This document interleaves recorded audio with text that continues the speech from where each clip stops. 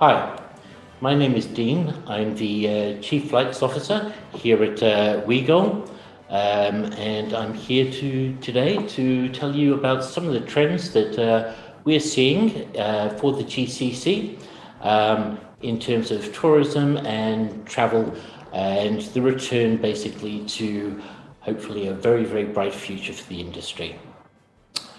So I've been looking at some data, and it's pretty clear to say that Dubai has really cemented its position as a leading destination on the global travel and tourism map.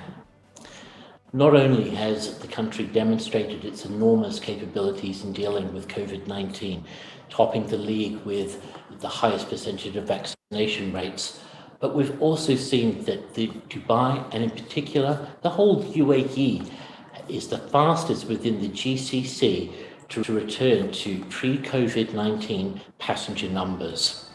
Whilst the numbers are not quite at the level of 2019, we do see that it is the fastest in actually getting there.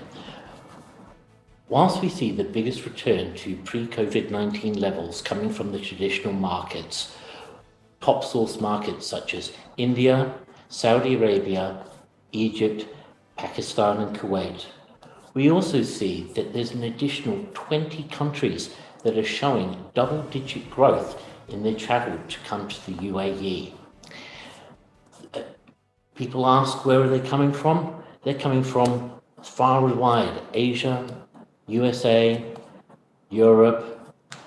USA is showing a little bit more moderate growth at only 3%, but that's because it has only just opened up. KSA is obviously the largest market within the GCC, and we've seen some incredible growth coming from some markets and going to others. There's a lot of new markets opening up there. In particular, France really tops the table. Amazing growth coming from Saudi to France. Some other interesting ones that Italy, Switzerland, Germany and the Netherlands are all seeing above 80% growth from Saudi to Europe. This is, quite an astonishing rate. So where are people traveling to within or from the GCC to Saudi Arabia? Clearly, the UAE tops the league.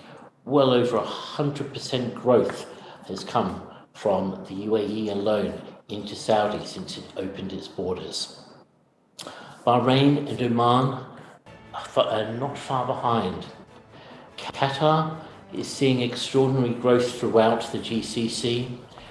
Kuwait is more moderate in their growth, having only just reopened a lot of direct services. Everything there is seeing between 20, 30, 40 and up to 100% growth. So we're seeing a lot of new destinations coming about, places that were never on the drawing board back in 2019.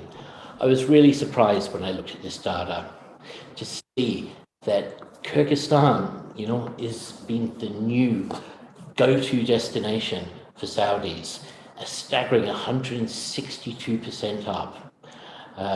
Obviously, beautiful scenery, mountains and greenery, compared to a quite dusty or Saudi or a drier, maybe Saudi country. The Maldives has had a lot of talk about new routes opening up, so I'm not surprised to see it up there at 113% growth. As well, we're seeing a few of the Balkans in there.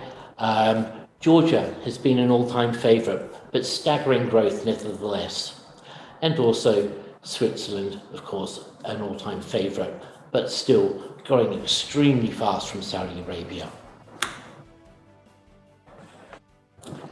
What sort of effects has this had on travel behaviour, in particularly for users coming from the GCC?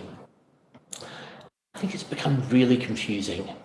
I used to travel pretty much every week, But for me, as a regular traveller, I get confused. So for people who don't travel as much, it certainly is a confusing time. Do I need a PCR? Do I need to quarantine? What colour is the traffic light? Is there a traffic light? That has had a real big change in consumer behaviour from this region. The GCC in particular has been a very, very last minute market where, people would turn up to the airport and book. That we have seen the biggest change in behaviour. There has been a 5% reduction in same-day transactions, and that's a pretty massive number in this market. There is a new trend that is clearly emerging from within the GCC, and that is the pre-book date is about 21 days. That's a significant change. I get asked all sorts of questions about travelling, and one I found quite funny is, is there safe distancing on aircraft? Do people wear masks on aircraft? And, what is it like, travelling since the pandemic?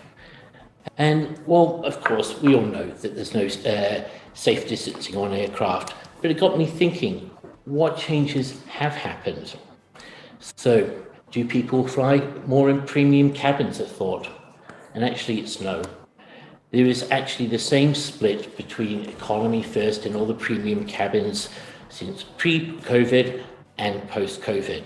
But there are some other significant changes, particularly from the GCC.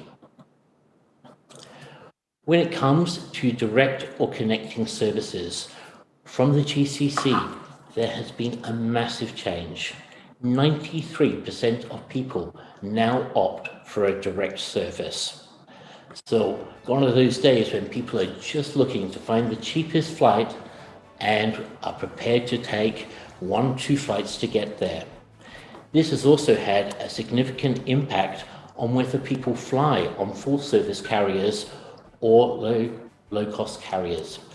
This has also been an opportunity for full service carriers in the region to regain some lost ground.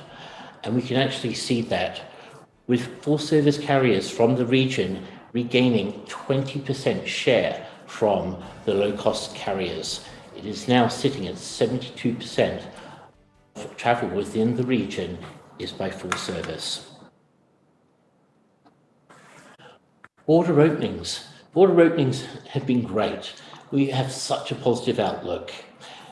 Every minute that a new route has been opened, we've seen spikes 200, 300, 400% in users and bookings. Every time London opens, Pakistan opens, India opens, literally charts are going off the record to reach new heights. Obviously, they don't stay off the charts, but we are really, really closing the gap between what was in 2019 and where we are today in 2021. Search demand for Dubai is at an all-time high, and with Dubai now being the host nation for World Expo 2020 about to launch, we expect those numbers to continue to climb. And with Qatar, the host nation for the 2022 World Cup, travel to the GCC and the Middle East is looking very promising indeed. That, along with a whole host of new destinations, the positive, we have a very, very positive outlook, and yeah, the sky's the limit. And the Middle East is definitely a place to be. Thank you.